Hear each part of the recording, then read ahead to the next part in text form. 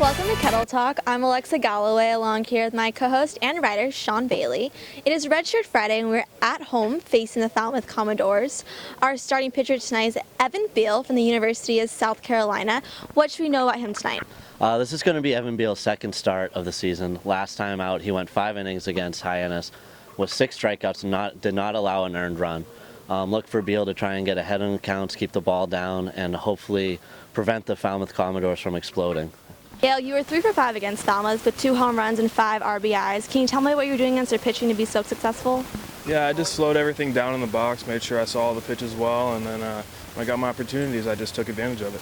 Now, we noticed you changed your stance a little bit and your hand positioning. Can you talk about your approach at the plate? Yeah, Coach Roberts just told me to put my hands down a little bit, just relax them, and it's been working out, and I like it a lot. I think it's allowing me to just be slow at the plate and recognize and be comfortable. Now, the team's been going through some ups and downs. How important is it to get the win today? Oh, it's huge. We need to get back on that train and just, once we start winning, we get into a groove and we can just keep going. Thanks, Gail. Good luck today. Thanks. Last time we faced Falmouth, we lost to them 13-6. Sean, what do we need tonight to not let that happen again? Well, really, the last 2 times we played Falmouth, Cotuit's pitching's really been at fault for the losses. They've given up a lot of home runs to the Falmouth Commodores, particularly Dylan Davis, who has 3 in the 2 games that they've played. Look for Cotuit to really work on trying to keep the fastballs down and not let these Falmouth hitters get a hold of one and put up quick runs on the board on one swing.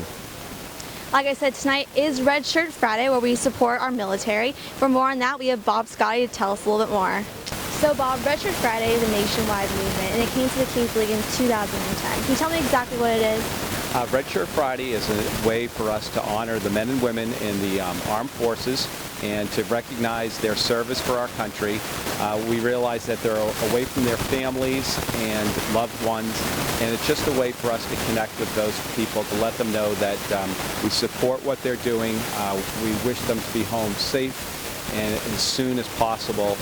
And while they're overseas, we're continuing to, our thoughts and prayers go out to them and their families. And how did you become so involved with it? About 4 years ago, the Cape Cod Baseball League sent out a memo to the 10 Cape League franchising requesting that each franchise establish a Redshirt Friday program. And with the help of Damon and Stu from Advanced Embroidery, who sponsor the jerseys that the players wear throughout the league, we have started this program. And Martha Johnson was the president when this program was introduced and asked for volunteers to help run it for the Cotuit Kettleers. And I volunteered along with Bruce Murphy, and together we have been having armed guards and people in uniform, and we've had as many as 12 people on the field at once, both people that are currently serving or people that have served, and so that's how I became interested in it. Now, my dad was in the Air Force, my uncle served in Vietnam, and stuff like this just means so much to them. What do you think it means to people that are still overseas? I think it means an awful lot to them. Just to let them know that there's people back home that are thinking of them and praying for them, and realize that they're away from their loved ones. I think it means a lot to them. And in the off season in November, there's a charity here on the Cape called Cape Cod for the Troops, and they package together things that get sent overseas, like stocking stuffers, and the Kettleers have been very much involved with that, where we send people down, volunteers down to help pack the stockings and pack the boxes.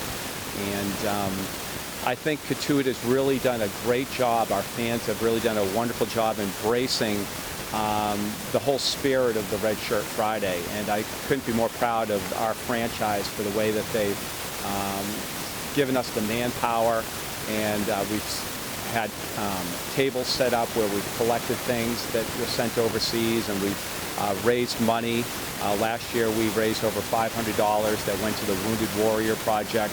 So the Kettleers and Paul Logan now as our president need to be commended for the work that they've done to support the movement and for support the troops. So I'm just glad to be part of it, and I just do a small part. It's really the men and women who come down here, who take time out of their day. They're the real heroes. I'm just a volunteer that kind of goes around and asks for people to come down and say hello and take part in it. Well, thanks, Bob. We appreciate all your help. Thank you very much, Alexa, for having me on. And go Kettleers. Let's go get it done tonight, boys. It's partially cloudy, but game time set for 5 o'clock, so stay tuned.